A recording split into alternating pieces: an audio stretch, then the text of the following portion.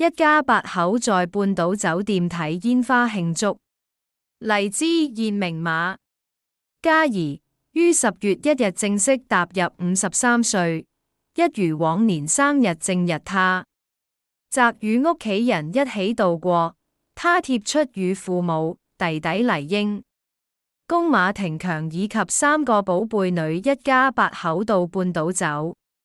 一同欣賞國慶煙花慶祝。她留言：每年的10月1日，我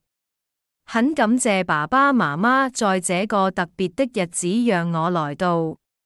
個世界，他們任何時刻都給予我無限的愛和關。我也很感恩在我人生旅程中有摯愛的家人和友們的支持與陪伴，一起走過了很多艱難和美的時光，讓我倍感溫暖。今年的生日很開心，可以大家共賞煙花，在這個普天同慶的日子，希望大和我一樣度過了一個愉快的國慶日。相中可見，資身穿一件紫色閃片深 V 吊帶晚裝，高貴優雅，更露背性感設計。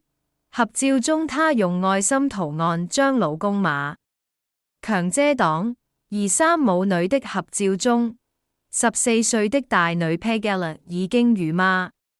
一樣高，長捲髮少女味十足。